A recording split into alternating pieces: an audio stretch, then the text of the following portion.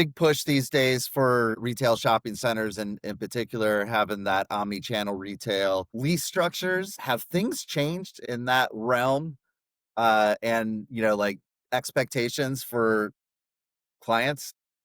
Yeah, I mean, as the world changes, businesses change, and then the agreements that essentially dictate our relationships with those businesses changed, meaning anywhere from where we're getting or collecting gross sales from a business and ideally also collecting percentage rent if they're really proving successful and hitting thresholds that are stipulated in those agreements.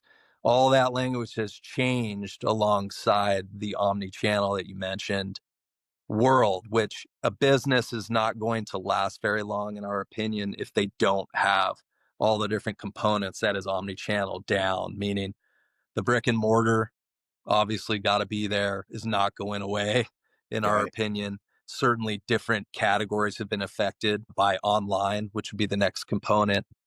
The phones in everyone's hands is a whole nother component. Being able to order something, have it delivered, or order something and pick it up at your shopping center. All changes that we're trying to keep up with, and it's exciting.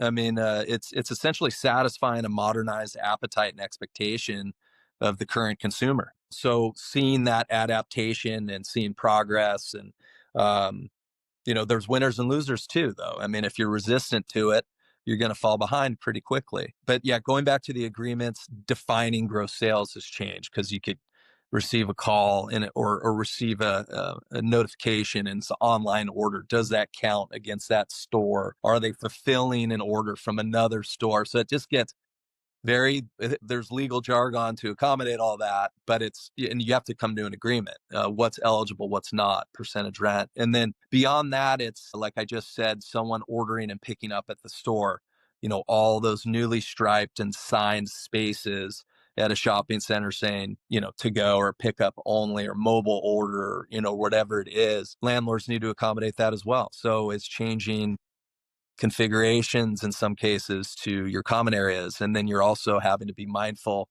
of exclusivities with others, when you're making these decisions and coming to an agreement. So little things like that have been in concert with these kind of larger macro changes. Yeah. And we're adapting just like the businesses are. Yep. Yeah, I can imagine a lot of that change with COVID bringing in, you know, having to pick up orders at the store, ordering Delivery. online. Yeah. Yeah, just having we had to figure out how to not have contact with each other there for a while. And survive still. Yeah. God, it doesn't even feel real thinking about it today. And Daytom as a company was quietly blessed based on the makeup of our tenant roster, meaning we had full service restaurants, but not a high volume. And even in those cases, we allowed them to come out into the parking lots and fence it off and continue to generate sales when they were allowed to. A lot of essential businesses, as previously mentioned, the grocers, pharmacies. It was probably hair and nails, which was the toughest because you need the plumbing infrastructure for the nails. Hair was able to adapt a little bit more. There was some butcher paper installed on some storefronts and businesses continuing behind that screening, of which we didn't take immediate exceptions because we all needed to survive this thing. Yeah. So what an interesting time. And, we adapted